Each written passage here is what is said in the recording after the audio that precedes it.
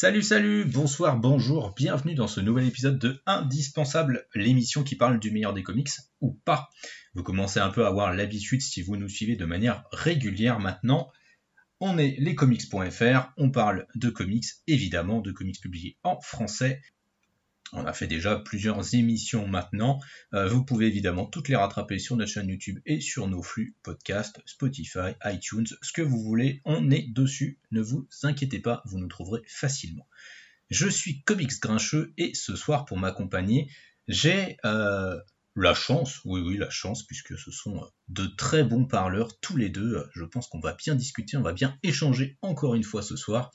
J'ai le psy des comics avec moi, Alex. Salut Grincheux, Salut Alex, écoute, ça va très bien, enchanté d'être à nouveau ici pour parler d'un comics ensemble et d'en échanger autour de cette table, oui.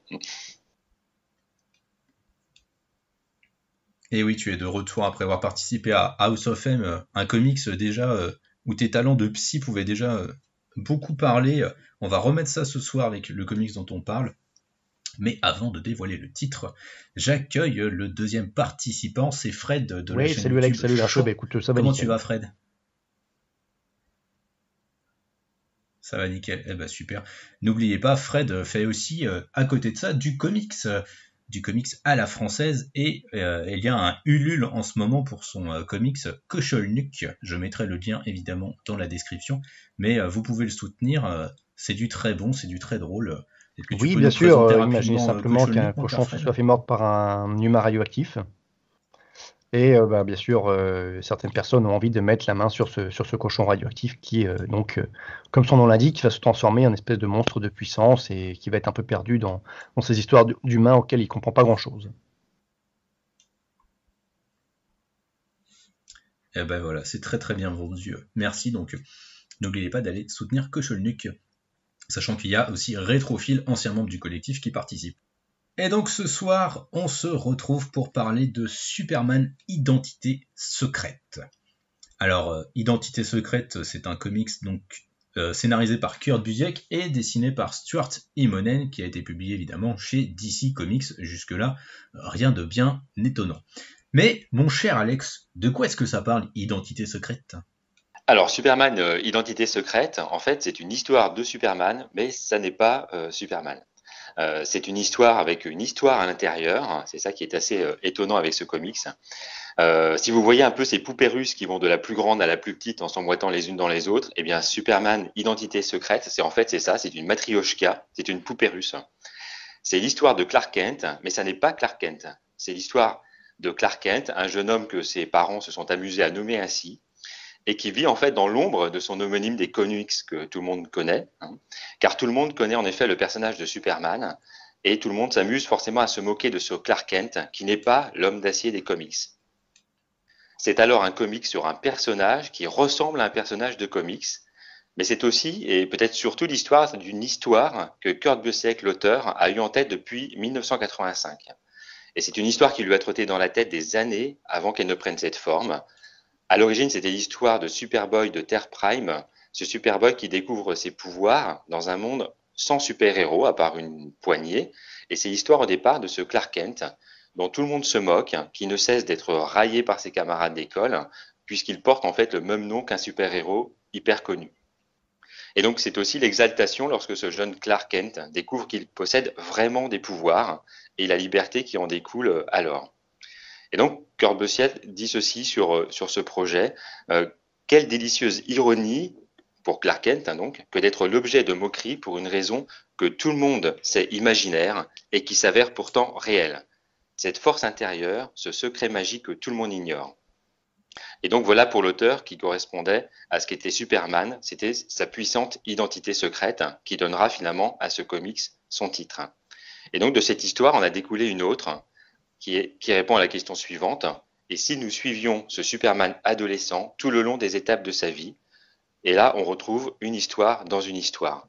Superman Identité Secrète, en fait, c'est tout cela, c'est même plus, c'est le mythe et l'homme, c'est à la fois l'idéal et le questionnement, c'est l'adolescent et l'homme qu'il devient, c'est une image iconique et une identité secrète. Mais plus fondamentalement encore, on pourrait dire que c'est l'identité secrète que tout le monde possède au fond de soi, Donc Superman Identité secrète, c'est l'histoire de Superman, mais ça n'est pas Superman parce que ce Superman, c'est un peu chacun d'entre nous. Voilà comment on pourrait résumer Superman Identité secrète. Eh bien, merci mon cher Alex pour ce résumé, cette présentation du récit en même temps. Je pense que c'est bien suffisant pour entamer les choses. Je sais pas ce que tu en penses, mon cher Fred. Bon, je pense qu'on peut arrêter là, c'est bon, fin du podcast. Ouais, fin du podcast, on arrête là, 10 minutes. Allez, bonsoir, c'était lescomics.fr. Kiffez-nous, on vous kiffe. Non, plus sérieusement, on va quand même continuer. Parce que dans ton résumé, tu mets en effet en avant toutes les pistes qu'on va détailler au fur et à mesure de l'émission. Alors juste avant qu'on donne notre avis, enfin surtout que Fred donne son avis sur le récit, je vais juste revenir un instant sur qui est Kurt Busiek et qui est le dessinateur également, Stuart Immonen. Alors Kurt Busiek, c'est peut-être pas forcément un nom qui est très très connu en France en tous les cas, pourtant c'est quelqu'un qui bosse sur les comics depuis maintenant belle lurette. Il a commencé à écrire dans les années 80. Je pense qu'il a surtout quand même explosé avec la mini-série Marvels, qui était dessinée par Alex Ross, que Panini Comics a republié il y a maintenant un petit peu plus d'un an, je crois, ou un petit peu moins d'un an. Ça a été republié dans leur collection Best Of, qui recompile des récits légendaires. Enfin voilà, Kurt Busiek, il a écrit énormément de choses chez DC, chez Marvel, mais aussi avec ses propres séries. L'un des univers de fiction qu'il a créé de super-héros, c'est Astro City. Je crois que c'est inédit en France, corrigez-moi si je me trompe, mais je pense que ça n'est jamais arrivé jusque chez nous. Tu te trompes. Je me trompe, c'est arrivé chez Calidit. Je vais le redire, tu te trompes. Vas-y, redis-le encore une fois. Je suis désolé, chef, tu te trompes. Alors, je crois que c'était publié en quelques tomes chez Semic, je crois, vers les années 2000, je crois. Il y a eu peut-être 2-3 tomes chez Semic et je crois qu'il y a eu 1 ou 2 tomes chez Panini. Mais voilà, c'est resté à chaque fois des débuts d'histoire, mais il n'y a jamais eu la totalité et encore moins la fin forcément de toute la série Astro City. Mais ça doit représenter en tout 4 ou 5 albums, je crois, en VF et assez introuvable, je pense, maintenant. Ouais. Ouais, je pense que ça doit se trouver sur les sites d'occasion. Oui, ou en occasion, voilà. Oui.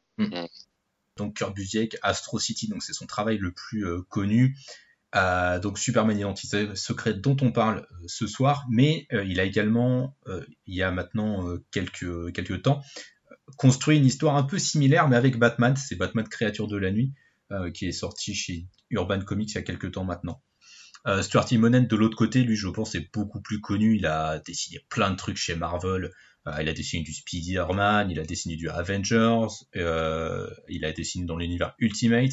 Il a aussi dessiné un comics que j'aime beaucoup qui est Next Wave, malgré que ce soit écrit par Warren Ellis. Et donc voilà, Stuart Immonen, on le connaît plutôt pas mal, mais sur ce Superman Identité secrète, son style est plutôt différent de ce qu'on a l'habitude de connaître. Un peu plus sec, un peu plus réaliste que ce qu'on a l'habitude de voir chez lui. Donc voilà pour la présentation de ces deux grands monsieur du comics. Voilà. Et ben écoute Fred, je vais te laisser nous donner ton avis sur Superman Identité secrète, comics que tu as fort bien révisé pour cette émission. Alors, écoute, j'ai trouvé ça vraiment très cool. Je trouve qu'en termes de... Alors, il y a plusieurs choses. Il y a en fait effectivement ce que j'adore chez Busiek, c'est cette volonté qu'il a de tout mettre à niveau humain. Donc ça, effectivement, on peut le sentir dans Marvel, on peut le sentir même dans Kingdom Come, puisque le personnage principal, donc c'est le prêtre qui est humain, etc., et qui va voir tous ces personnages autour de lui avec des pouvoirs fantastiques. Et donc, le fait tout simplement du principe de Superman Identité secrète, c'est ça, il n'y a que des humains, et tout d'un coup, pam, arrive cet événement extraordinaire qui va fonder ce personnage. Donc ça, déjà, c'est quelque chose qui me parle beaucoup, c'est un truc que j'adore, c'est un truc que je recherche beaucoup dans les comics. Parce que les trucs toi par exemple, Hickman, j'aime beaucoup aussi, mais vraiment, il y a du super dans tous les sens. Les humains là-dedans, ils sont perdus, quoi. Donc ça, j'aime beaucoup. Et j'aime aussi l'aspect, comment dirais-je, récit de vie. Il y en a eu d'autres récemment. Par exemple, il y a eu Spider-Man, l'histoire d'une vie. Et je sais pas, par exemple, j'ai préféré vraiment Superman, ce qui a été fait à ce niveau-là. Je saurais pas vraiment dire pourquoi. Peut-être ce détachement, ce petit truc en plus du fait de ce personnage qui est donc qui n'est pas le personnage originel, mais qui est même pas qu'on peut même pas dire, qu'on peut même pas qualifier de double dimensionnel. On a vraiment un humain qui connaît que Superman et tout d'un coup, paf, il se transforme. Je sais pas ce que c'est venu trifouiller dans mon cerveau, mais en tout cas, j'ai beaucoup apprécié. Ouais, je pense que c'est un comics qui peut agir sur à beaucoup de niveaux peut-être dans notre inconscient sans forcément qu'on sache pourquoi, mais c'est forcément un comics qui remue, je pense, et qui peut nous plaire sans forcément qu'on arrive à mettre des mots là-dessus, hein. Je comprends la difficulté. Toi, Alex, du coup, c'est quoi ton avis et comment est-ce que tu as découvert Identité secrète aussi? Alors moi j'ai découvert assez récemment en fait, parce qu'au départ le pitch ne m'attirait pas trop, parce que voilà moi je suis plutôt sur des histoires avec des super-héros plutôt iconiques, autant Kurt Busiek dans Marvel ou Kingdom Come, là voilà c'était des histoires avec des héros iconiques, connus, enfin voilà bien implantés. Autant dans le propos de Superman Identité secrète, cette histoire, un peu comme tu disais, grincheux, c'est-à-dire j'avais l'impression qu'on allait tomber sur un double dimensionnel et qu'on allait avoir comme ça une histoire parallèle, une sorte de ressucé de Superman, mais en moins iconique, en plus fade. Et des fois, ça tient un peu de choses, mais sur le moment, même la couverture ne m'a pas attiré. J'ai eu l'impression de tomber sur une BD franco-belge. Alors non pas que je n'en lis pas, mais que quand j'en lis, bah, je sais ce que je lis. Et là, sur le moment, je me suis dit, bah, c'est un peu un mix entre les deux. Moi, ça ne m'a pas attiré. Et en fait, mon arrivée sur Superman Identité secrète, ça s'est fait par l'entremise de Batman Créature de la nuit, voilà, que j'ai lu d'abord. Et ensuite, en effet, une fois que j'ai compris le concept voilà de ce personnage qui n'est pas le super-héros mais qui pourtant se retrouve à un moment donné pris dans indirectement dans la vie de ce super-héros, ça m'a donné envie de découvrir ce que ça donnait sur un personnage comme Superman et finalement j'ai été plutôt séduit une fois que je me suis lancé et que j'ai osé m'envoler avec ce bouquin. Ok. Oui, je t'ai pas demandé du coup, Fred, comment tu avais découvert toi, Superman Identité secrète, tu l'as découvert récemment ou Oui, quoi, il y a un mois, quoi, à peu près. Ah ouais, d'accord, en fait. Ok, en fait, c'est l'émission de Mmh. ceux qui ont découvert Identité secrète récemment. C'est bien. Voilà. Ah, parce que je suis dans le même cas que vous, en fait. Identité secrète, ça fait très longtemps que j'en entends parler. Ça fait très longtemps que je vois des avis qui reviennent fréquemment en disant que c'est une des plus belles histoires sur Superman, que c'est une histoire très intéressante et qui parle vraiment plus du symbole Superman et puis il y a cet aspect très humain, comme tu le disais, Fred, dans l'histoire qui revient fréquemment. Mais je m'étais jamais intéressé au récit. Et en fait, ouais, c'est la lecture de Créatures de la Nuit, mais d'autres trucs aussi que j'ai lu de Kurt Busiek. Alors pas Marvels, mais Avengers Forever, là, que j'ai lu aussi récemment, qui m'ont donné envie d'aller un peu plus loin, de creuser un peu plus en fait là-dessus. Mais comme je suis un sale pourri d'influenceur, j'ai forcément de la chance, j'ai accès à des SP de la part de Urban Comics, et j'ai eu la chance de pouvoir profiter du coup du SP de Identité secrète, et donc de découvrir le titre à ce moment-là, donc avec la republication en Black Label. Et tout simplement, ça a été une tarte dans la gueule, hein. Enfin, de toute façon, j'ai fait une review quelques instants après pour le comics pour en dire tout le bien que j'en pensais. Et enfin voilà, je vous rejoins. De toute façon, c'est un comics qui pour moi est excellent. Si on est fan de Superman, c'est un comics à lire absolument. Il n'y a pas trop à tortiller des fesses là-dessus. C'est vraiment très très bon, c'est très humain. Enfin, je te rejoins sur tout ce que tu dis en fait, Fred.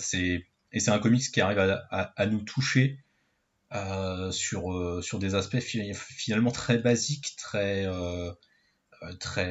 pragmatiques de notre vie humaine, mais qui frappent là où il faut en fait et qui appuient en fait plus que frapper, ils appuient à chaque fois. Kurt Busiek est très malin, il sait vraiment construire la relation humaine et construire cette tranche de vie de Clark Kent que l'on suit et qu'on apprécie vraiment pour ce qu'il est. C'est cette espèce de, voilà, comme tu le dis, enfin comme vous l'avez dit, de double dimensionnel.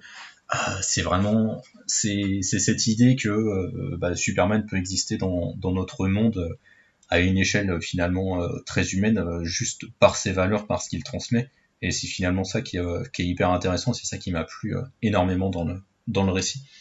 Donc enfin voilà, de toute façon, on se cachera pas, je pense qu'on a tous les trois de toute façon adoré le récit. On va avoir assez peu de points négatifs à mettre en avant. Enfin moi j'en vois pas personnellement. Donc, oui, on peut voter sur une ou deux idées, mais dans l'ensemble, dans la fondation du récit, voilà, il n'y a pas de souci, ouais. Ouais, c'est ça se tient. Le fait que, en fait, voilà, Superman, on le connaît parce que du fait de sa puissance, il a un statut quasi divin déjà dans l'univers d'ici standard, alors qu'il y a des Wonder Woman, il y a des Shazam, etc. Donc là, tu le mets dans un monde où il n'y a que des humains, forcément, c'est démultiplié et ça ne peut que contraster et faire ressortir ces aspects de Superman qu'on cherche à découvrir, quoi. Ouais, complètement. Totalement. Écoutez, on va passer directement du coup à la partie avec spoil. Comme ça, on va vraiment analyser ce dont nous parle l'identité secrète. Y a pas forcément beaucoup de choses à spoiler en fait dans l'identité secrète, j'ai envie de dire, parce que ça reste un récit de tranche de vie et finalement ça reprend des choses qu'on connaît plutôt pas mal, mais il y a des idées quand même qui sont intéressantes et il y a quelques réinventions par-ci par-là qu'on peut mettre en parallèle avec la vie de comics de Superman qui sont quand même intéressantes à découvrir, je pense. Donc comme d'habitude, si vous n'avez pas lu le récit, barrez-vous. Ce serait quand même très dommage de vous gâcher ça. Après, vous faites comme vous voulez. Le plus gros spoil, il est dans le pitch, donc à partir de ce moment-là... Ouais, voilà, c'est ça en fait. Le gros spoil, il est dans le pitch, donc à partir du moment où vous avez le pitch, il est sur la 4e de couverture, on vient de vous le dire, donc voilà, quoi. Ça, vous êtes quand même préparé. Donc je pense que vous pouvez quand même rester, parce que c'est aussi un comics qui, fondamentalement, sur de l'analyse avec full spoil, on va forcément glisser quelques éléments de révélation de l'intrigue, notamment je pense au dernier chapitre où il y a pas mal de trucs qui se passent. Mais enfin, voilà, c'est pas non plus un comics où il se passe 100 milliards de trucs à la seconde. Voilà, c'est comme tu l'as dit, Fred, le plus gros spoil, il est dans le pitch. Mais on passe donc à notre analyse maintenant avec force spoil. Et le premier aspect sur lequel je voulais revenir, on l'a déjà évoqué lorsqu'on a exprimé nos avis, puis même quand tu as fait le résumé, Alex, on en a déjà parlé. Le récit, fondamentalement, plus qu'un récit sur Superman, c'est surtout un récit sur l'humanité qui ressort du personnage de Superman, en fait. Tu l'as dit, le personnage principal, il s'appelle Clark Kent. Ses parents lui ont un peu fait une mauvaise blague. C'est quand même des sacrés connards, les parents. Excusez-moi du terme, mais... Putain, tu parles d'une vanne, toi. Franchement. Ils ont un humour particulier. Oui, voilà, ils ont un humour particulier, mais voilà, en même temps, humour de merde aussi. Voilà, c'est le point de départ de tout ce qui lui arrive. Hein. Il l'aurait appelé Ronan, ça marchait pas. Il serait peut-être devenu bleu. Ouais. Va savoir. Mais Ronan Kent, c'est un peu moche quand même. Voilà. Il y aurait eu des problèmes de licence. On ne sait pas d'où vienne sa transformation, quoi. Oui. Est-ce que c'est vraiment ce nom qui a influé des choses, ou est-ce que c'est vraiment une pure comment dire. Oui, c'est vrai que c'est un truc qui est pas expliqué dans le comics. Hein. Oui, ouais. Et quelque part, c'est ça qui est intéressant, justement, comme tu dis, Fred, c'est que du coup, on ne sait pas. C'est-à-dire, est-ce que voilà, c'est ce nom qu'on lui a donné, Clark Kent, qui déclenche à un moment donné ces pouvoirs voilà, qui viennent de Superman, ou est-ce que c'est une autre origine? Et on voit bien qu'en effet, moi, au début, quand j'ai lu, je me suis dit, bon, à un moment donné, on va avoir une réponse comme souvent dans les comics, on trouve un peu surnaturelle, magique, ou que sais-je, comme des pistes de chute de météorites, enfin voilà, mais et en fait, il n'y a pas la réponse, et je me dis que à la rigueur, c'est ça qui en fait tout l'intérêt, c'est-à-dire que voilà, on suppose, mais voilà, c'est une histoire qu'on peut reconstruire en disant bon, a priori, ça peut-être être le nom, ça peut être une autre hypothèse, mais on est obligé de un peu, c'est-à-dire que et c'est là le tour de force, c'est qu'on se retrouve un peu comme Clark Kent, obligé de faire des hypothèses et des suppositions, mais sans avoir de réponse définitive sur l'origine de qui il devient. Ouais, parce que malgré tout, ça parle de météorites, ça parle de recherche du gouvernement. Voilà, il y a des pistes qui sont lancées, mais qu'on n'a jamais la réponse. Oui, c'est ça, parce qu'en plus, fondamentalement, ça intéresse pas le personnage de Clark. C'est quelque chose dont il se fout, ses pouvoirs, en fait, il les accepte et il les prend pour ce qu'ils sont, un don qui va lui permettre de faire, comme Superman le ferait dans la fiction qui lui permettent de faire des actions positives en fait. Voilà. Mais qui lui pose quand même la question assez rapidement de savoir, puisqu'il est pas, il est un peu différent des autres et notamment différent de ses parents qui lui ont fait cette farce de le nommer Clark Kent. Il se pose quand même rapidement la question de savoir s'il a été adopté. Alors, et là, je trouve qu'on retrouve un clin d'œil bien sûr avec l'histoire d'origine de Superman. De l'adoption par les Kent de cette alien. Et en même temps, c'est là où je trouve ça très humain, parce que finalement, la question, je sais pas vous, mais non, ça arrive à beaucoup de personnes, d'enfants notamment. Il y a beaucoup d'enfants qui se posent la question, à un moment donné, de savoir s'ils ont été adoptés par leurs parents ou pas. C'est quelque chose d'assez universel, d'assez inconscient, de se dire, mais est-ce que ce sont mes parents ou est-ce que j'ai été adopté?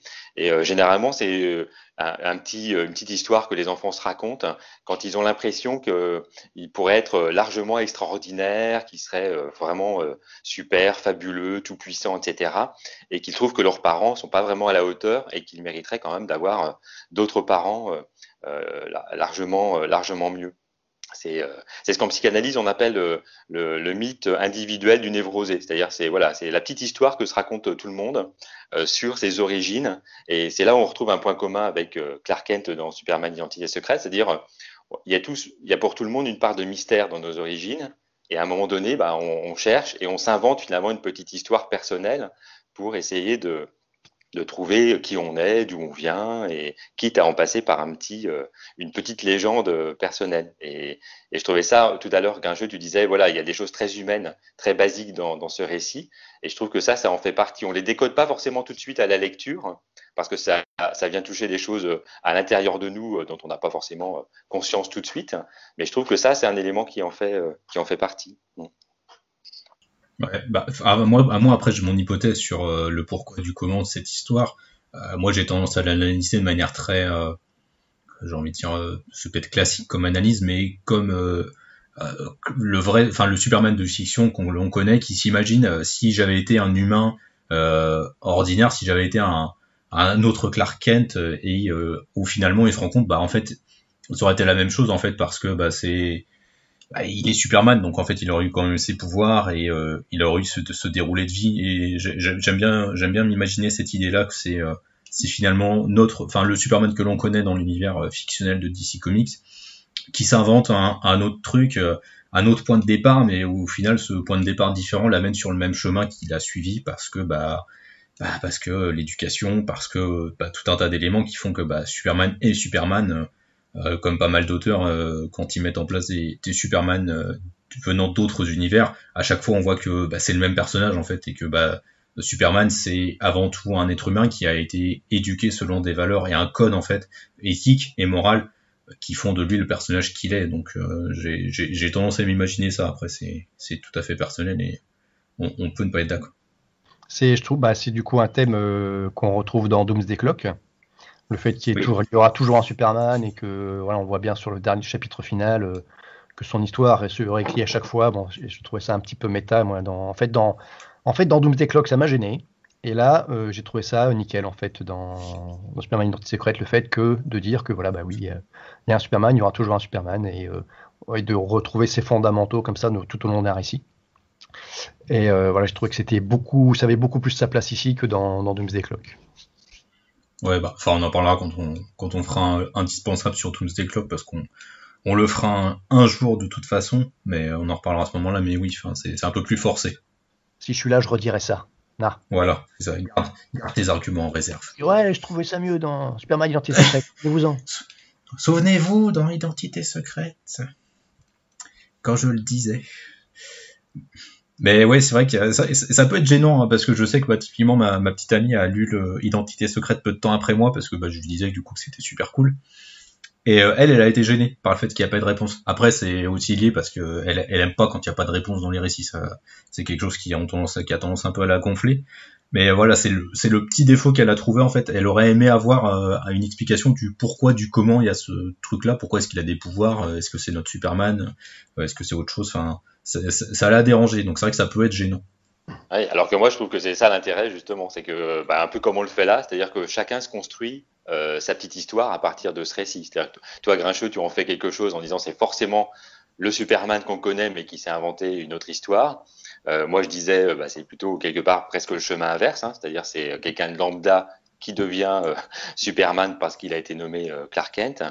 Et donc, du coup, moi, je trouve que c'est ça le point intéressant, c'est que c'est un peu comme nous, justement, on n'a pas toutes les réponses, même sur soi-même, et finalement, on ne fait à chaque fois que des hypothèses possibles sur, encore une fois, qui on est, pourquoi on est là comme ça, etc. Donc, c'est toujours quelque chose, c'est une quête, et c'est jamais quelque chose où on a toutes les réponses finales non plus. Et, et je trouve que c'est ça l'intérêt aussi. Oui. Moi, vraiment, j'ai pas cherché à savoir. Je me suis pas fait de petits films, savoir comment ça pouvait se passer. Et pourtant, comme ta copine, les trucs où il n'y a pas de réponse, habituellement, ça m'exaspère. Alors, quitte à me faire des amis, voilà, j'ai détesté Lost, j'ai détesté The Leftovers. Je sais que je vais avoir des mails de demandes de suicide. Mail d'insulte. Voilà, au minimum. Et là, vraiment, ça ne m'a pas gêné parce que vraiment, j'ai pris comme un récit voilà, fondateur, un truc un peu mythologique, un peu voilà, de l'essence de ce qu'est Superman. Et du coup, le fait qu'il manque ce petit détail, parce que vraiment, ça m'a pas choqué plus que ça, vraiment, ça m'a pas gêné, quoi. Ok, non mais c'est intéressant d'avoir ces avis-là, c'est vrai que finalement c'est assez intéressant pour aborder la partie avec spoil. Et fondamentalement c'est pas gênant, c'est vrai que j'ai cette analyse-là moi parce que je trouve qu'en fait ça peut être un Clark Kent où on imagine qu'il serait dans notre monde, il va avoir les pouvoirs de Superman, enfin il va pouvoir voler, il va avoir les yeux laser, je crois pas qu'on le voit utiliser le souffle glacé, mais enfin on peut imaginer qu'il a tous les pouvoirs de Superman. Et il a finalement le code de valeur en fait, et il est cet humain qui embrasse en fait les pouvoirs de Superman, comme le fait Superman dans son univers de fiction. Et donc c'est finalement ce que moi je trouve intéressant en fait dans le récit, c'est que c'est pas tellement un récit sur Superman, mais sur ce qu'est et ce que représente Superman. Donc c'est ça qui moi m'a beaucoup intéressé en fait dans le récit. Oui, et justement, je pense que quelque part la réponse, elle est presque dans le titre, et c'est ce que dit Kurt Busiek dans un peu la préface, c'est-à-dire ce qui fait Superman. Étonnamment, peut-être on pourrait dire en tout cas avec ce récit que c'est pas ses pouvoirs, c'est peut-être pas complètement même son code éthique, mais c'est son identité secrète. Alors bien sûr, il y a d'autres personnages qui ont une identité secrète, mais lui, on peut imaginer que avec ses pouvoirs justement, ça serait largement tentant de devenir voilà le roi du monde. Enfin voilà. Hein, et comme d'ailleurs, il y a eu d'autres versions de super-héros qui profitent des pouvoirs identiques à ceux d'un Superman pour voilà se mettre sur le trône du monde. Et même si on prend dans The Boys avec Homelander, bon voilà, il n'y a pas d'identité secrète, c'est-à-dire il est lui-même tous ses pouvoirs, il l'affiche aux yeux du monde, et donc forcément qu'il a une place dans le monde qui est prépondérante. Et là, justement, le choix de Superman, c'est d'avoir une identité secrète, ce qui n'est pas quelque chose de spontané en soi. Et peut-être que voilà, une des réponses, en tout cas, elle est finalement sous nos yeux, comme souvent. Elle est dans le titre, c'est-à-dire voilà, ce choix dès le départ d'avoir une identité secrète, et finalement, ça vient fonder, en effet, son code moral, comme tu dis, Grincheux. Hein, c'est-à-dire, c'est peut-être de là dont va découler tout le reste. Hein, mais comme si c'était l'élément fondateur de Superman, c'était le point de départ. Et s'il n'y avait pas ça, même s'il avait un code moral, peut-être que ça ne serait jamais le Superman qu'on connaît, et pas le Superman auquel on peut s'identifier pour le coup. Hein, puisque pour s'identifier à Superman, il faut qu'il soit celui-là et pas un autre. Parce que je pense que l'identité secrète induit son humanité, non? Oui, oui, c'est ça. Oui, oui, oui. Oui, oui, tout à fait. Hein. Je pense que c'est là où on retrouve en tout cas notre humanité. Hein. On se dit que finalement, il est au moins un peu comme nous, on est un peu comme lui, parce qu'en effet, il a une identité secrète. Et je trouve que c'est là où c'est plutôt bien fait dans le récit, parce que dans le thème de l'identité secrète qui traverse quand même tout le récit, on peut quand même s'identifier sur ce qu'est l'identité secrète, parce que là, on la traite en effet dans le récit super-héroïque, ce qui est une identité secrète, on cache qu'on a des pouvoirs, etc. Mais on peut finalement l'étendre à quelque chose de plus global, c'est-à-dire se dire que finalement, tout le monde a une identité secrète. Voilà, c'est-à-dire que on a chacun une identité sociale, et puis on a une identité qui nous est propre, qui est forcément plus masquée, plus cachée, qui n'est dévoilée qu'à quelques-uns. Et je trouve que c'est peut-être ça qui fait qu'on s'identifie et qu'on rentre très facilement dans le récit, parce que finalement on se dit qu'on est tous concernés par ce thème. Mais ça, c'est une hypothèse. Ouais, je te rejoins là-dessus parce que c'est un des éléments que j'apprécie le plus dans le récit. Ça me fait notamment penser au moment en fait où il révèle à Loïs, parce que oui, évidemment, il y a Clark et Loïs, c'est le couple. Et quand il révèle à Loïs ses pouvoirs, justement, il y a ce moment très touchant. Et je me suis dit, c'est marrant en fait parce que c'est pas tant que Kurt Busiek est en train de parler de Superman qui révèle ses pouvoirs à Loïs comme il l'a fait dans les comics d'ici. C'est vraiment Kurt Busiek qui parle de nous lorsqu'on se révèle à l'être que l'on aime et lorsqu'on fait entièrement confiance à cet individu et que le masque tombe en fait et qu'on ose enfin se dévoiler complètement, qu'on fracasse notre carapace. Et c'est un moment très touchant. Alors peut-être parce que moi qui suis quelqu'un de très réservé, j'ai eu beaucoup de mal à le faire dans ma propre vie. Ça me touche peut-être du coup d'autant plus. Mais c'est en effet hyper intéressant parce que je trouve, pour moi, Superman, je dis souvent que j'adore Batman, mais Superman devient de plus en plus, au fur et à mesure des années, un des super-héros que je préfère. Pour une raison très simple, Superman représente ce qu'il y a de meilleur en nous, en tant qu'être humain. Et en fait, je trouve que du coup, Kurt Busiek arrive vraiment à synthétiser ça, mais de la plus belle des manières, et en restant, comme tu le disais Fred, très humain, très terre à terre, et proche en fait des émotions qu'on peut ressentir à ce moment-là. Parce qu'en plus, les planches de Stuart Immonen à ce moment-là sont vraiment dingues. Enfin, quand il fait quand Clark dévoile ses pouvoirs à Lois, les visages, c'est vraiment centré sur les visages, uniquement là-dessus. Et enfin, ça donne encore plus ce côté vraiment humain, terre à terre, alors que le mec est en train de décoller pour montrer à Lois qu'il est le mec qu'elle voit partout dans le journal en train de voler au secours de tout le monde sur la Terre, quoi. Et ouais, moi, c'est aussi pour ça que le récit me touche beaucoup, je pense. Oui. Moi, je te rejoins tout à fait, hein, en effet, je trouve que tu en parles très bien, hein, sur cette façon, en effet, dans ce moment-là, qui est quand même un moment fort, du récit, quand voilà, ce dévoilement, comme tu le dis, hein, quand il tombe le masque et que finalement il va révéler son identité secrète à la personne, voilà, qu'il aime. Et on voit bien en effet tout le moment de doute avant, dans lequel on peut aussi s'identifier, c'est-à-dire se demander, est-ce que en me révélant, est-ce que je prends un risque, est-ce que est-ce que c'est le moment, est-ce que c'est la personne, est-ce que je peux le faire, quel risque je cours en le faisant pour moi, pour d'autres.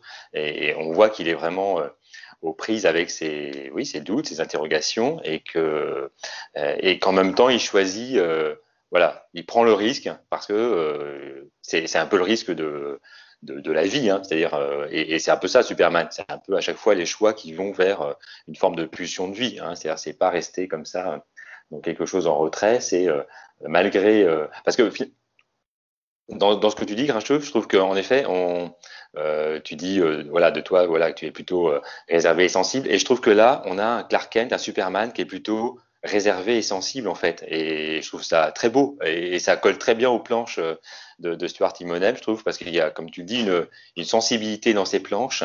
Et il y a en même temps quelque chose de très fluide, de très clair, et en même temps de très focalisé parfois sur les visages, sur les expressions. Enfin, c'est quelque chose de très sensible. Et oui, je trouve que ce que tu dis, ça rejoint tout à fait moi comment j'ai lu aussi cette part de risque qui est de se dévoiler à la personne ou aux personnes qu'on aime. Ouais. Moi, je n'avais pas fait ça, mais j'intègre. Moi, j'étais vraiment toujours sur cette idée de comment dirais-je, de concentration de l'effet, c'est-à-dire que Superman a déjà annoncé à Lois Lane, sans doute plusieurs fois dans les comics, qu'il était Superman. Et là, moi je l'ai ressenti encore plus. Je n'ai pas fait de projection sur moi, mais je l'ai vraiment ressenti encore plus parce que j'oublie pas que dans ce récit, il est vraiment tout seul. Il y a zéro méta-humain sur cette planète, et il est vraiment l'attention de tous les médias, de tous les États, etc. Et du coup, le risque est, surmultiplié par rapport à ce qu'on on aurait pu attendre dans l'univers d'ici classique, quoi. Bah ouais, surtout que c'est une réflexion qu'il échafaude petit à petit. On le voit au fur et à mesure de ce long chapitre. il s'est fait capturer par le gouvernement précédemment. On suspecte que, du coup, comme tu le disais, Fred, il est vraiment scruté par le gouvernement, puisque le gouvernement ne sait pas qui est ce type, quelle est sa nature, est-ce qu'il peut devenir un danger. Enfin, c'est un peu l'espèce d'élément narratif qui est souvent utilisé, c'est la peur de l'autre. Et ici, elle est mise en scène à travers les yeux du gouvernement et des militaires, comme souvent, j'ai envie de dire, dans les récits de fiction. Et donc, c'est vraiment un processus qui est complexe, en effet, pour lui, parce que il a déjà, du coup, été en danger lui-même. Il a pas envie de mettre en danger la femme qu'il aime, parce que en plus, il est tout seul. Superman, il peut compter sur la Justice League. Là, Clark Kent, faut qu'il se démerde tout seul, quoi. Il a absolument pas le choix, il a personne pour l'aider. C'est ça, oui. Et je trouve que ça en fait encore, du coup, ça donne une profondeur, une densité supplémentaire à l'œuvre qui soit le seul méta-humain, parce que ça aurait été facile, je pense, à un moment donné, de dire, non, il y en a d'autres, regardez, ils se planquaient aussi. Et je trouve ça assez intéressant de la part de Busiek. Je pense que il y a vraiment là un enjeu qui est énorme, parce que vraiment, j'ai ressenti la solitude de ce personnage. Voilà, vraiment, le gars est tout seul. Il n'y a personne sur cette planète qui peut comprendre ce qu'il vit. Il n'y a pas une Wonder Woman. Il n'y a personne ne peut comprendre ce qu'il est en train de vivre. Et tu es à un moment, où tu dois te livrer à cette personne que tu aimes. Et tu te dis, putain, mais vraiment, j'ai pas intérêt à me planter, parce que il suffit qu'à balancement derrière à n'importe quel média et c'est foutu. Ma vie est terminée, quoi. Donc là, je comprends qu'il ait réfléchi un petit peu, oui. Ouais, non, mais il est très fort, Kurt Busiek. À la fois, il insiste bien sur la solitude du personnage, et donc sur tous les doutes. Enfin, il y a vraiment beaucoup de cases de pensée. Le texte est vraiment riche dans Identité secrète, mais ça alourdit jamais le récit. Ça fait que nous mettre encore plus en empathie, en fait, avec ce Clark Kent là. Et du coup, ça accentue encore une fois le côté hyper humain, très simplement humain et très basiquement humain de Superman, de ce qu'il est et de ce qu'il représente, quoi. Et c'est pour ça que j'adore le récit. Oui, et on parle de solitude, et en vous écoutant, forcément, quand on parle de solitude pour Superman, par association, je pense à la forteresse de solitude. Alors dans le récit, en effet, il y a une petite allusion quand Lois lui dit, voilà, maintenant que je sais que tu es Superman, tu dois avoir une forteresse de solitude, et il l'emmène vers une cabane de pêcheurs, dans mon souvenir. Donc c'est pas vraiment une forteresse de solitude en soi, mais c'est son coin un peu refuge. Et en même temps, je me dis, en vous écoutant, que la forteresse de solitude, elle est à l'intérieur peut-être de ce Clark Kent. C'est-à-dire que il a, comme vous dites, une part de solitude qui est en lui, du fait qu'à l'extérieur, en effet, il n'y a pas d'autres méta-humains, il n'y a pas d'autres super-héros, donc il est fondamentalement le seul à faire cette expérience d'avoir des super-pouvoirs dans ce monde. Et il y a aussi, en même temps, ce qu'il dit de lui-même. À un moment donné, il dit moi, j'aime m'isoler pour réfléchir et régler les choses moi-même. Je n'aime pas le bruit, je n'aime pas la foule ni le chaos. En fait, j'aime ma tranquillité. Et en fait, là, je trouve que c'est comme si cette forteresse de solitude, elle était déjà à l'intérieur de lui. Il apprécie, c'est un solitaire à la base, il apprécie cette solitude. Et des fois, en ce moment, on parle des personnes hypersensibles, dans ce que ça peut parler à certaines personnes qui se sentent comme ça, sensibles aux événements, à ce qui les entoure et à ce que ça produit. Et souvent, ça produit aussi un sentiment de solitude. Et là, je trouve que Superman, il est un peu décrit comme ça, comme quelqu'un, non pas qui est seulement super-héros, mais qui est aussi hypersensible. Et notamment, ce qui va un peu peut-être dans ce sens-là, c'est le déclenchement de ses pouvoirs. Et j'ai trouvé le passage hyper intéressant. Enfin, Kurt Busiek, là, je trouve là aussi, il attrape quelque chose d'assez intéressant, parce que quand ses pouvoirs se déclenchent, c'est vraiment un cauchemar qu'il fait, où il est finalement écrasé, envahi par les autres, qui, comme si tout le monde le tirait, le poussait, l'envahissait, etc. Et c'est là où se déclenchent ses pouvoirs, c'est pour échapper finalement aux autres, au côté un peu oppressant des autres, qui peuvent l'étouffer. Et c'est en fait comme si ses pouvoirs, c'était une réponse à ça. C'est-à-dire, pour échapper aux autres, je n'ai qu'une possibilité, c'est de m'envoler. Voilà. Je pense qu'on en a tous rêvé à un moment donné, peut-être.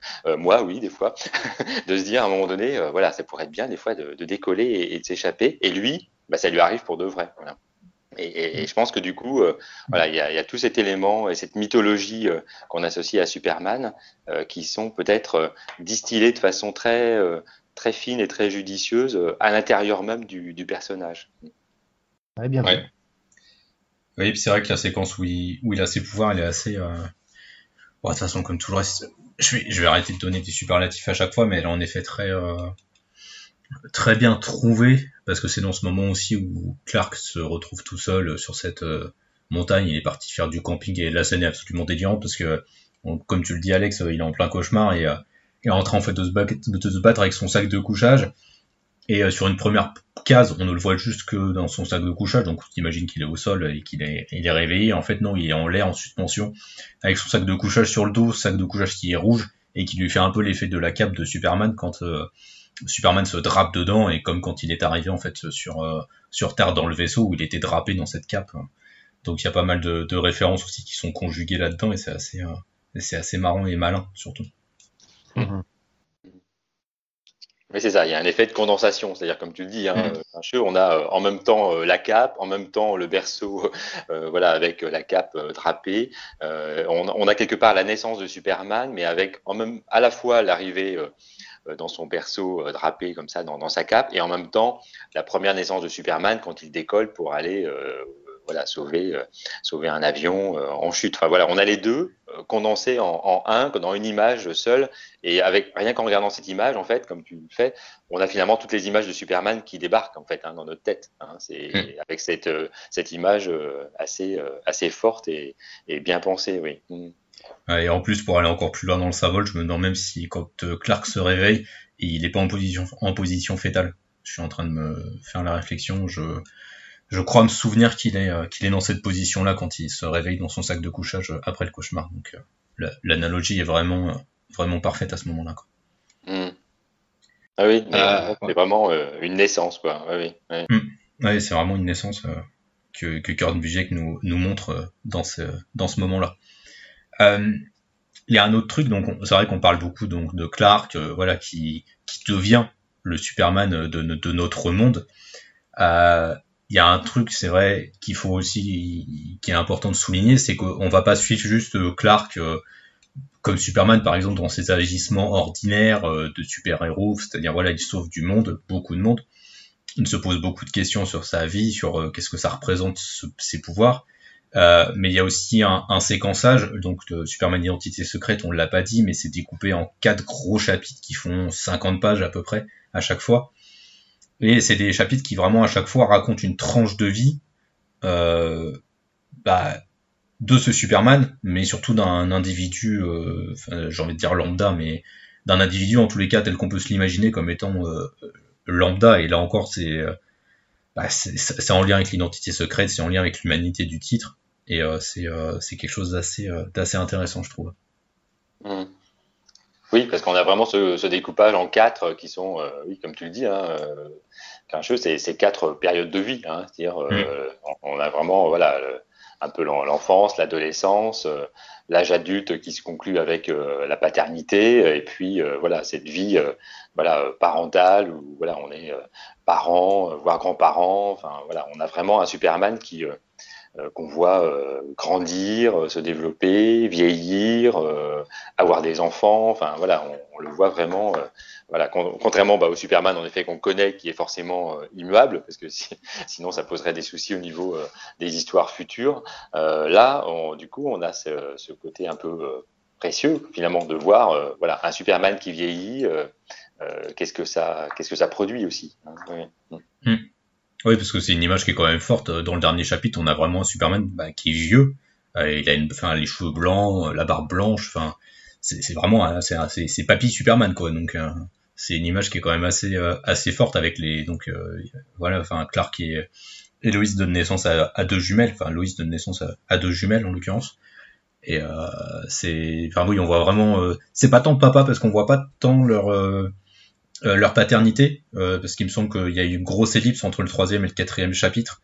On voit vraiment lorsque les filles sont grandes, ce qui permet d'échapper un peu à un truc qui me casse les couilles, moi, c'est-à-dire quand les super-héros doivent s'occuper des enfants qui braillent et qui tout ça, moi ça me gonfler, ça m'intéresse pas.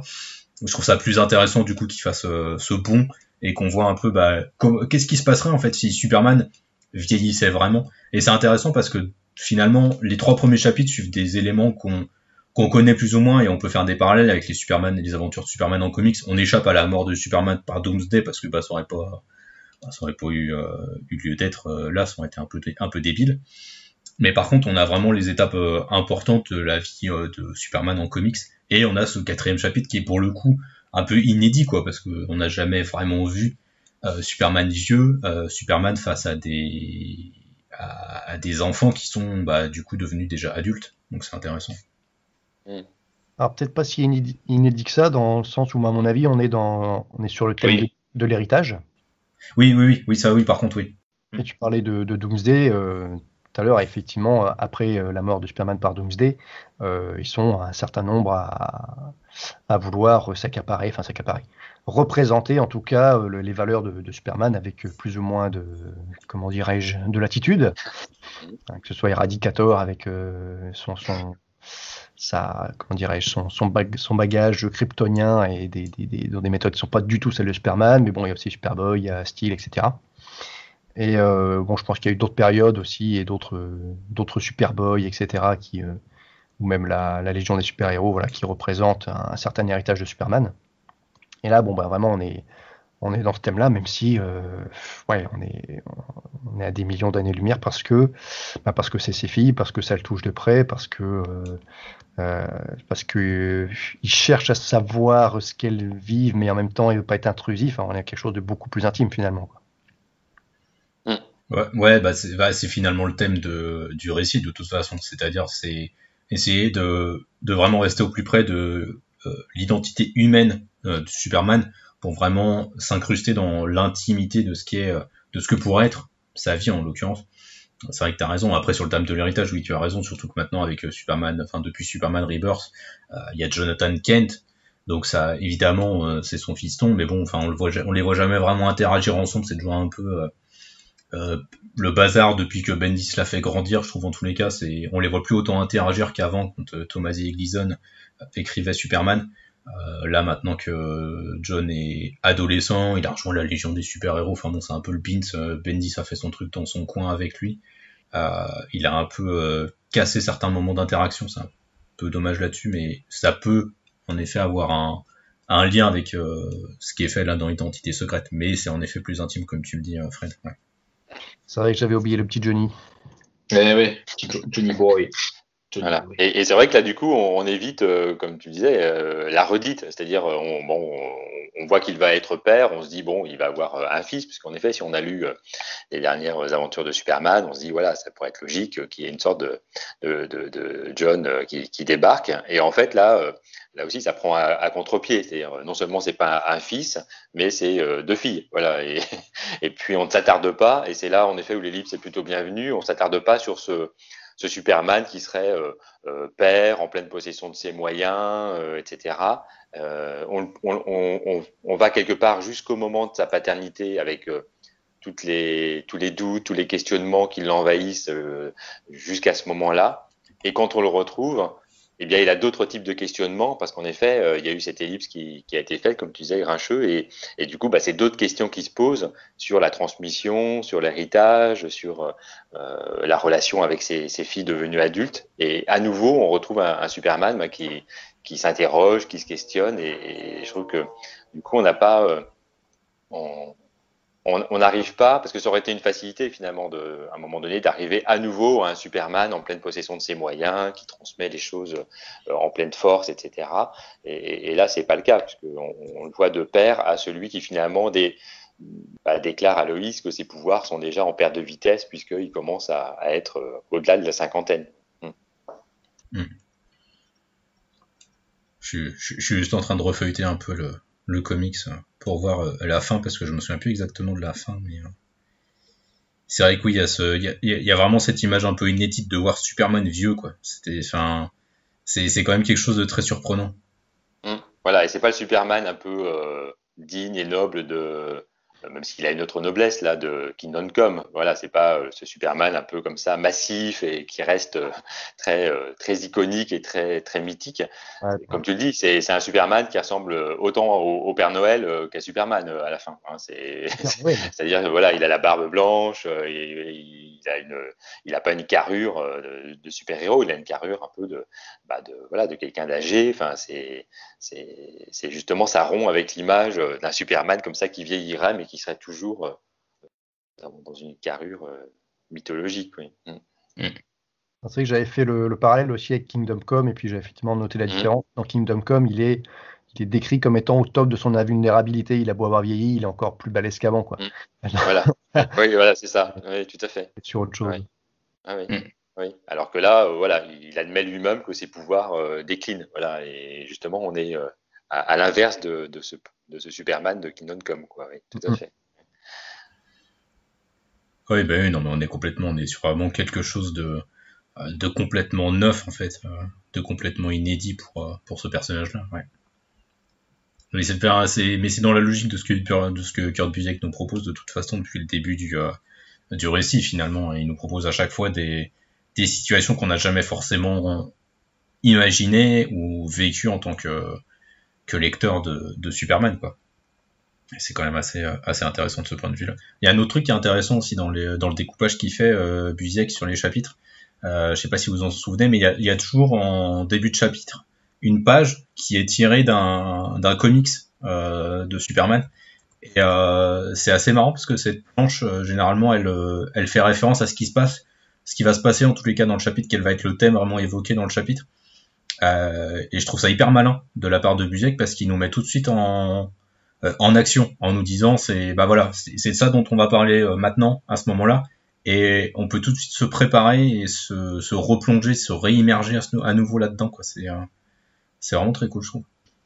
Oui, voilà, c'est ça. Et c'est pas, là aussi, c'est fait finement, c'est-à-dire c'est presque métaphorique. C'est-à-dire, comme tu dis, on a l'image du Superman qu'on connaît tous avec, voilà, la situation qui va le concerner, que ce soit, voilà, la situation de son identité secrète, la situation familiale, voilà, avec entouré de Superboy ou Supergirl, etc.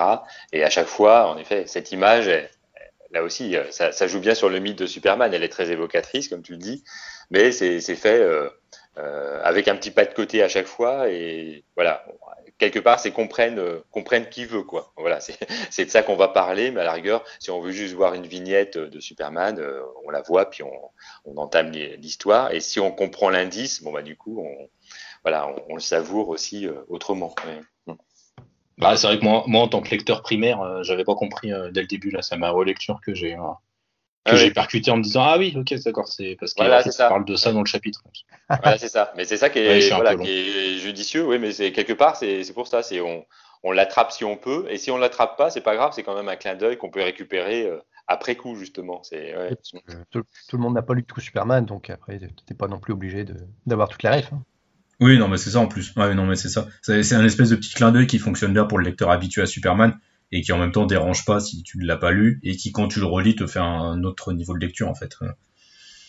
Et c'est peut-être ça justement qui est intéressant aussi, c'est que finalement c'est peut-être un récit qui est accessible. Enfin, moi je sais que je l'ai acheté là, à Noël à des personnes qui lisent pas du tout de comics, qui ne sont pas du tout intéressées par Superman. J'ai toujours pas eu de retour pour l'instant, donc je m'inquiète un peu. Je me dis, ça se trouve, ça ne leur a pas plu. Mais je me dis, c'est peut-être un récit qui est aussi assez finalement facilement accessible pour des gens qui ne s'intéressent pas forcément aux comics ou aux histoires de super-héros, parce que comme on le dit depuis le début, c'est finalement très très très humain, quoi. Oui, je pense, puis c'était assez compréhensible. L'intrigue, malgré tout, voilà, reste assez simple, même si on est très impliqué. Non, oui, ça me semble une bonne porte d'entrée. Ça me semble. Voilà, ça me semble. Oui, c'est ça. Si on veut un récit de Superman sans avoir toute la chronologie, toutes les références un peu cryptiques de Superman, je trouve qu'en effet, ça se lit. Oui, moi, je l'offrirais assez volontiers aussi à quelqu'un qui voudrait découvrir Superman sans avoir toutes les références à côté. Oui, je trouve que ça se lit bien, et même dans le déroulé du récit, il n'y a pas de choses cryptiques non plus. Si on compare avec ce qu'a fait Tom King avec Up to the Sky, là, bon, il y a quand même des références. Il faut être un peu coutumier, je pense, des aventures de Superman pour en saisir un peu tout le récit, alors que là, voilà, c'est un déroulé qui est assez classique finalement dans sa forme, mais qui justement n'entrave pas la lecture de quelqu'un qui n'y connaîtrait pas toutes les références. Oui. Il y a un autre point du coup à aborder. C'est vrai qu'on se concentre beaucoup là sur le scénario. On a un peu parlé de Stuart Immonen. Je sais pas ce que vous pensez, enfin toi Fred par exemple, je sais pas, Stuart Immonen, c'est un dessinateur que tu aimes bien déjà habituellement? Alors oui, il est pas dans mon top 10, mais je l'aime bien. J'aime bien et je trouve que là, il s'est surpassé. Alors surpassé, je ne sais pas. En tout cas, il nous a proposé quelque chose de nouveau. Il est moins carré de ce qu'il fait d'habitude. On sent qu'il a relâché son trait. Il se permet des endroits où on est un peu plus dans l'esquisse. Bon, c'est peut-être le format graphic novel qui permet ça. En tout cas, ben, ça lui permet une palette j'allais dire d'émotions. Moi, je pense que plutôt le mot que je cherchais, c'est plutôt ambiance. Mais bon, après tout, ça fonctionne. Ouais, ça lui permet une palette comme ça d'ambiance voilà, après ça colle très bien à ce qui est raconté derrière. Donc, je pense que les deux gars ont bien travaillé ensemble, quoi. Ouais, je pense qu'ils ont dû pas mal préparer les choses. C'est vrai que je sais pas trop comment ça a été publié, mais comme c'est sur 4 chapitres, ça a dû être étalé un peu dans le temps, connaissant un peu les habitudes de DC Comics sur ce genre de format. Je pense que ça a dû être un peu élargi à ce niveau-là. Et toi, Alex, Stuart Immonen, c'est un dessinateur que tu apprécies? Alors oui, moi un peu comme Fred, hein, c'est pas forcément dans les dessinateurs que j'apprécie d'emblée, en tout cas pas dans le top 10 non plus, mais je trouve que c'est un dessinateur qui se bonifie avec le temps. Je trouve qu'il arrive à proposer des choses plus fines, plus ciselées avec le temps. Et je trouve que sa patte en fait s'affirme. Je trouve qu'au tout début, moi je trouvais un peu comme un dessinateur un peu fat, un peu passe-partout. Ça avait des avantages parce qu'on pouvait le retrouver sur des projets très différents et ça passait très bien. Et je trouve que là, il s'affirme vraiment dans son style sur ses derniers travaux. Et notamment là, je trouve qu'en effet, comme c'était dit, hein, c'est peut-être le concept, en tout cas ce graphic novel là, qui lui permet de s'attarder davantage. Mais là, on sent que vraiment, il trouve son style, on le reconnaît très aisément et je trouve qu'il y a des fois des moments très réalistes dans son dessin qui n'apparaissaient pas du tout avant, qui étaient à mon sens moins fouillés, alors que là, il y a quand même un travail sur les visages, sur les décors, enfin, et puis une façon aussi de réaliser ces planches. Enfin, on sent qu'il y a toute une réflexion là-dessus. Et je trouve que là, du coup, la chimie avec Kurt Busiek fonctionne vraiment parfaitement. Oui, oui.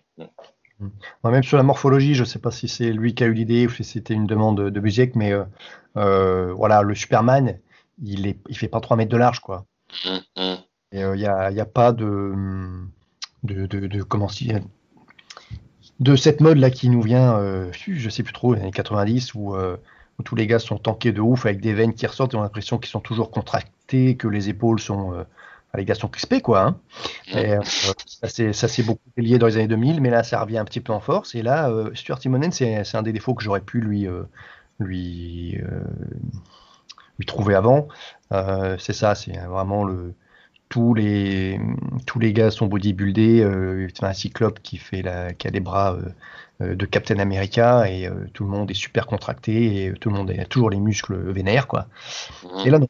Et là non. Et bah du coup tant mieux, sinon ça aurait gâché un peu le propos, quoi. Bah après je sais pas si vous aviez lu Next Wave du coup qu'il avait fait, c'est un de ses premiers travaux je crois à Stuart Immonen. C'est une excellente question, ça. Oui, alors moi j'ai dû lire il y a un moment en effet, oui. Parce qu'il a un style aussi qui est très différent, qui est beaucoup plus proche du cartoon, avec des personnages qui sont dessinés vraiment de manière très très, j'ai envie de dire simple, en tous les cas où enfin vraiment les jambes t'as l'impression que c'est des bâtons avec un peu élargis au niveau des cuisses. Mais il avait déjà un style sur Next Wave du coup qui changeait vachement.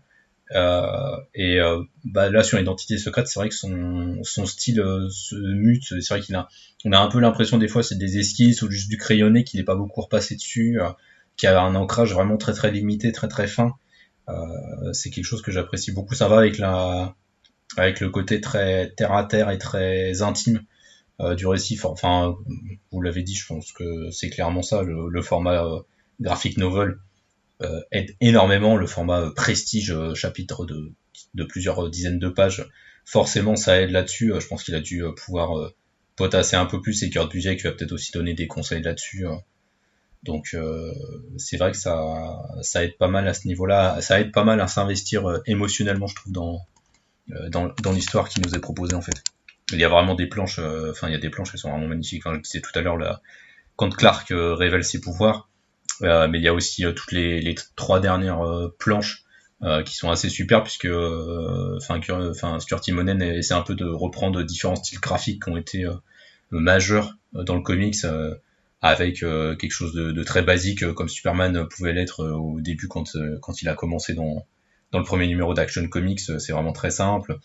Ça va sur ce qui s'est produit dans les différents âges jusqu'à arriver au dessin de Stuart Immonen.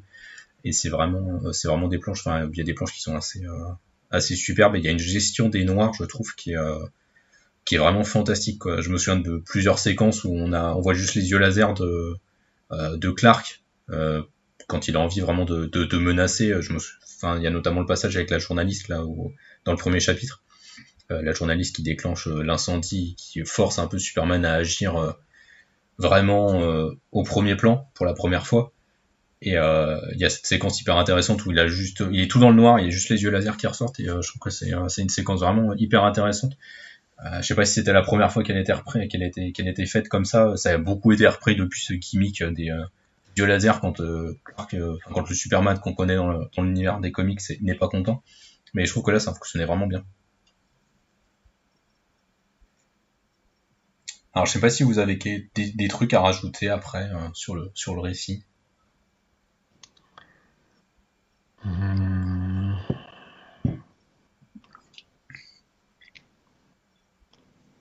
Rien de primordial, je pense. Je pense pas non plus. Il y a toute l'intrigue avec le service secret et l'État, mais bon, je pense c'est un petit peu à part. Ça vient taquiner son identité secrète, mais je pense pas que ce soit vraiment.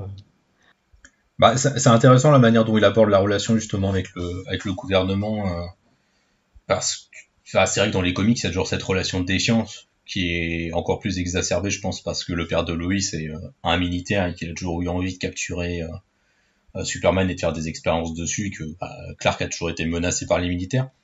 Là c'est intéressant comment il essaie d'évoquer les choses. Il essaie d'être moins caricatural que ce qu'on a l'habitude de voir dans les comics, que ce soit sur la représentation de l'armée ou sur la mise en scène tout simplement de la relation que pourra avoir Superman avec des soldats ou avec le gouvernement en fait. Je trouve que c'est plutôt pas mal.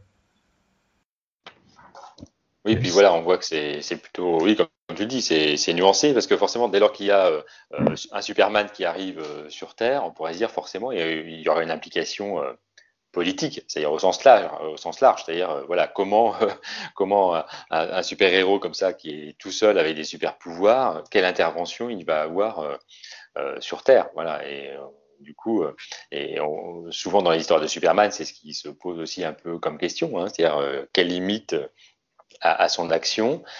Et là, je trouve que la réponse finalement de comment il s'inscrit dans l'aide humanitaire, comment il peut juste secourir ceux qui ont besoin, et comment justement éviter d'être assujetti au gouvernement, ou en tout cas de garder une distance, puisqu'en effet dans ce monde-là, c'est pas Superman qui est adulé par tout le monde, hein, et c'est ça qui est intéressant justement. C'est beaucoup plus complexe que ça. C'est un alien, donc c'est un étranger, et donc forcément là on sent bien toute la peur que peut créer ce genre d'individu s'il existait face à des forces militaires, hein, et gouvernementales. Et je trouve que ça c'est plutôt bien fait, et en même temps sans que ça nuise à l'intimité du personnage, parce qu'il y a un équilibre, je trouve, entre ce qui est dit de son intimité et ce qui est dit de son impact politique. Et on voit que ça reste malgré tout toujours une affaire très humaine, puisque il y a cet intermédiaire entre le gouvernement et Superman là, qui du coup va être son interlocuteur privilégié, où on voit que finalement même cet agent secret là est finalement en proie au doute, n'est pas toujours très sûr des actions du gouvernement et de leur bien fondé. Enfin, il y a là aussi une réflexion finalement sur sur ce qui est juste ou pas de faire face à des choses qui nous dépassent. Effectivement, c'est intéressant cette implication politique, on l'a assez rarement vu faire. Après, j'ai essayé de tirer des parallèles un petit peu avec Paix sur Terre et puis Red Son, mais tout ça se mélange un peu dans ma tête. Ce que j'allais dire, c'est que c'est intéressant finalement l'approche qu'a Busiek, parce que moi j'ai le souvenir de récits où en tous les cas le scénariste met souvent Superman dans une position un peu interventionniste, c'est-à-dire que il y a des conflits armés, Superman va aller y intervenir pour mettre fin aux conflits armés, ou voilà, Superman a un peu cette place de comment je pourrais dire ça, de régulateur de la paix au niveau vraiment mondial. C'est un peu plus nuancé chez Busiek du coup. Oui, on sent que voilà, il n'a pas une vocation d'hégémonie quelque part. Enfin, voilà, c'est pas ce Superman américain qui va, comme tu dis, avoir une action interventionniste. Enfin, on sent que c'est plus une action éthique, et c'est là que je trouve que même dans l'action politique de Superman, ça reste finalement très humain, puisqu'on pourrait tous se poser la question de se dire, avec mes capacités, quelle action je peux avoir sur le monde qui m'entoure. Et je trouve que finalement, Busiek arrive à faire se poser la même question pour Clark Kent, Superman. Il se dit, bah voilà, avec son don, ses capacités, quelle action il peut avoir pour le monde qui l'entoure, mais sans aller dans quelque chose comme ça, d'une caricature ou d'une icône, et en restant dans des moments, là encore, d'interrogation, de réajustement. Des fois, il croit bien faire, finalement, il fait un peu autrement aussi, et en essayant toujours de suivre une éthique qui est, voilà, je fais, voilà, comment faire avec ce que je peux. Et à un moment donné, c'est même Lois qui lui rappelle que de toute façon, il peut pas s'empêcher d'être Superman. Quand il pense que la meilleure protection pour sa famille, ça serait qu'il arrête d'être Superman, elle lui rappelle que de toute façon, ça n'est pas possible. Il peut pas arrêter d'être lui-même. Ça serait mourir aussi quelque part à lui-même.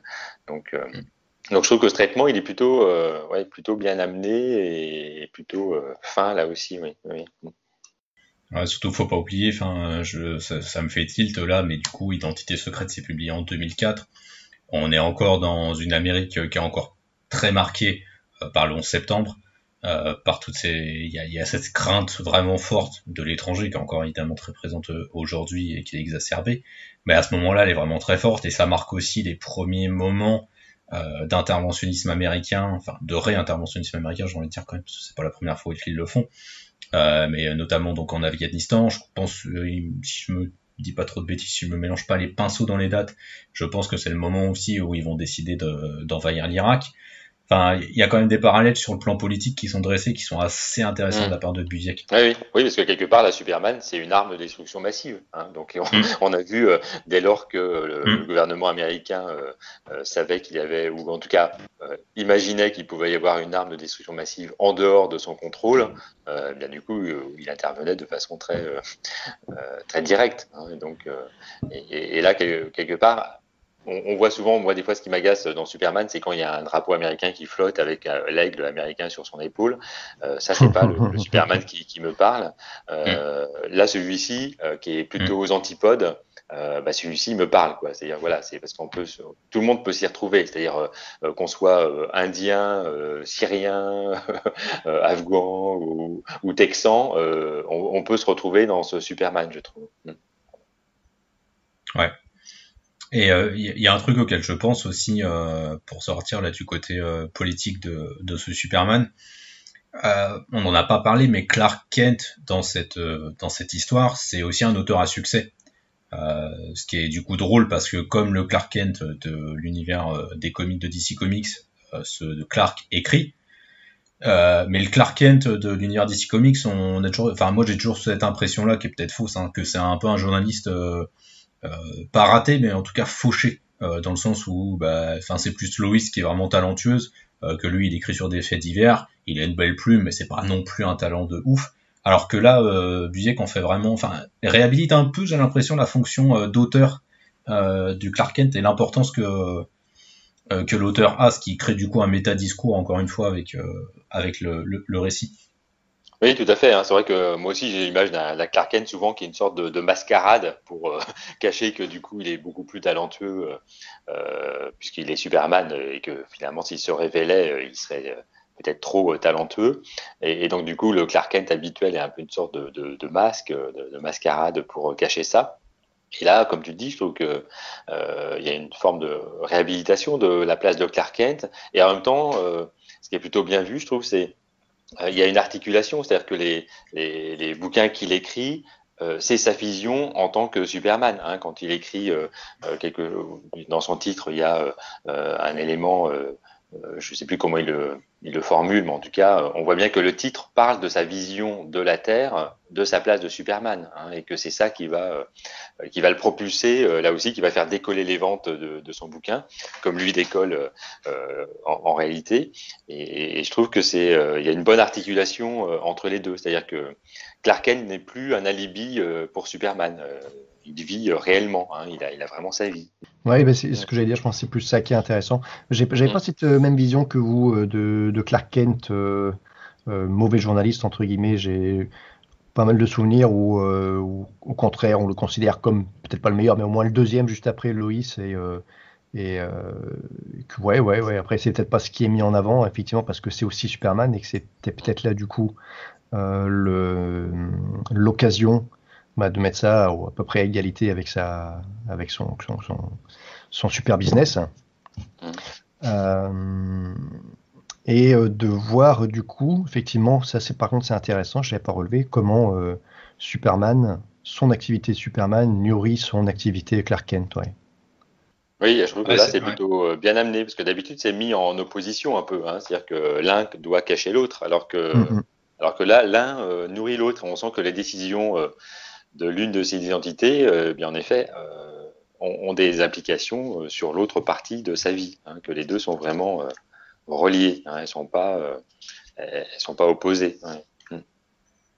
Ouais, parce que c'est souvent un truc que j'ai souvent relevé ça quand même. Il y a une espèce d'opposition, et même quand on lit All Star Superman, par exemple, de Grant Morrison, il y a vraiment une fracture, une scission entre la vie Clark Kent et la vie Superman. Alors que là, il y a une espèce d'harmonie quand même qui se fait entre les deux. Oui, tout à fait. Ouais.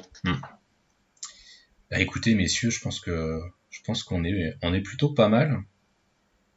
On va pouvoir répondre à la question fatale, même si je pense la réponse ne surprendra absolument personne. Est-ce que Superman Identité Secrète est un indispensable du comics, oui ou non? Fred, écoute, je te laisse nous donner ta réponse. Alors, oui. Quel suspense. Alors oui, si vous aimez Superman, oui, si vous n'aimez pas Superman, tentez-le quand même, ça pourrait vous faire changer d'avis. De toute façon, ça vous coûtera pas grand-chose, vous n'êtes pas sur un récit qui vous prendra des années à lire. Tout est compréhensible, voilà, tentez-le, franchement, ça vaut le coup. Oui, pour moi aussi, hein, je le classerai aussi dans les indispensables, parce que comme on l'a dit un peu tout au long là, même si justement on n'aime pas Superman, bien ça tombe bien parce que ça n'est pas Superman. Donc l'avantage c'est qu'on a une histoire de Superman alors que ça n'est pas lui, et pourtant quelque part c'est même plus que Superman, hein, puisque ça condense en fait dans un seul récit, là où les aventures de Superman s'étalent souvent sur plusieurs numéros. Là, en un récit, on a la substantifique moelle de Superman, c'est-à-dire on a vraiment l'essence du mythe de Superman, accessible, lisible, et en même temps avec de l'inédit, c'est-à-dire c'est un Superman qu'on n'a pas l'habitude de voir comme ça, et c'est bien parce qu'on n'a pas l'habitude de le voir comme ça que ça raconte vraiment qui il est fondamentalement, et qui est Superman, même dans toutes les histoires qui le concernent. Donc oui, pour moi c'est un super oui sur cette lecture. Ouais. Oui, je vais pas du tout être surprenant, pareil pour moi, c'est un indispensable. C'est un récit que j'ai découvert vraiment, j'ai envie de dire sur le tard, et que j'ai découvert que récemment finalement, parce que ça fait que quelques mois que je l'ai lu, mais j'ai eu un coup de cœur vraiment immédiat, et là la relecture que j'en ai faite pour préparer le podcast n'a pas du tout infirmé ce coup de cœur que j'ai eu la première fois. Enfin, ça m'arrive des fois, je m'emballe sur une première lecture et après je redescends un peu. Là, vraiment pas. Mais certainement aussi parce que ça parle de ce que je préfère chez Superman, c'est-à-dire que moi, Superman, le super-héros, j'en ai absolument rien à foutre. Quand Bendis envoie Superman dans l'espace pour foutre sur la tronche avec Rogol Mekou qu'il a inventé, j'en ai absolument rien à cogner. Ça me gonfle, mais Ça me gonfle très très violemment. Oui, il fallait bien que je sois vulgaire ce soir, sinon. C'est qui ça C'est qui Rogol? C'est Rogol. En fait, j'oublie toujours son nom parce qu'il a un nom de merde.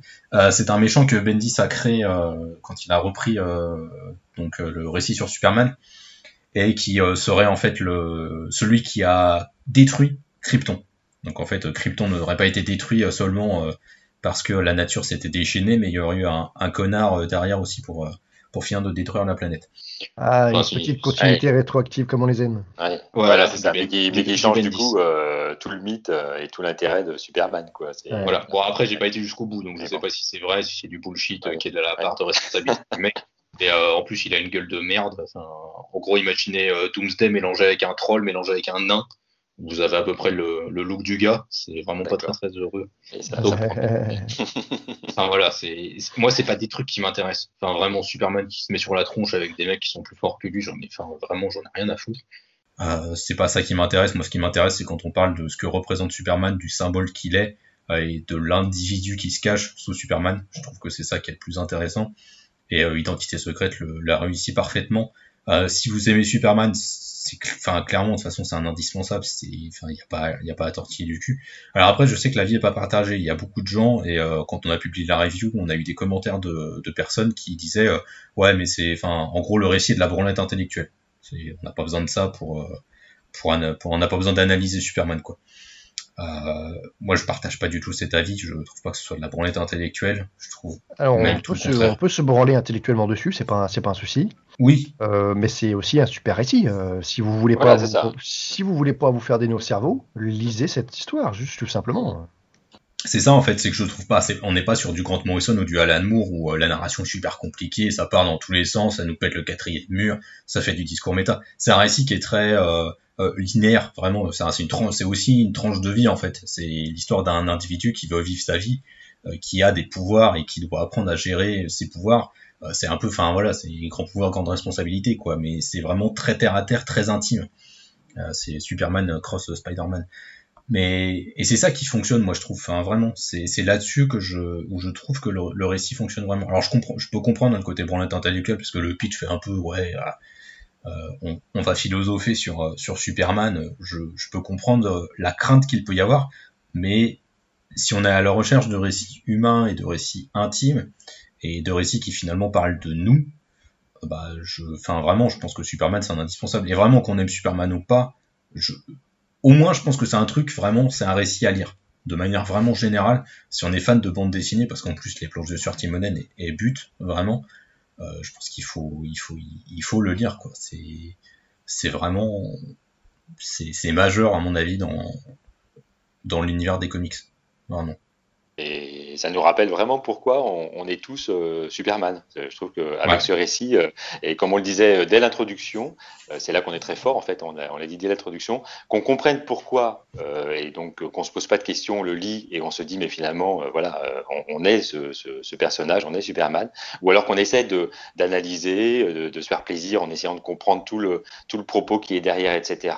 On a le droit de le faire et on en tirera un autre plaisir, mais on arrivera toujours à la même conclusion qui est, avec ce récit, ça nous explique pourquoi il y a une part de nous qui se reconnaît en Superman. Mais on peut juste le lire aussi et c'est largement suffisant parce que tout est dedans. Eh bien, je pense que c'est sur ces belles paroles que l'on va s'arrêter parce que sinon on risque de dire des conneries. Eh bien, merci messieurs. C'était très intéressant, c'était très constructif d'échanger avec vous sur Identité secrète, vraiment, ça a été un vrai plaisir. Avec plaisir, oui. Eh bien, avec plaisir aussi, c'était vraiment intéressant de relire à nouveau, c'était comme une troisième lecture pour moi, j'avais déjà lu 2 fois, mais en parlant avec vous, ça faisait comme une troisième lecture et ça ne perd toujours pas de saveur, donc c'est plutôt bon signe. Ça c'est fort, c'est fort. Tant qu'à la fin on est d'accord pour dire que j'ai raison, moi c'est bon. Hein.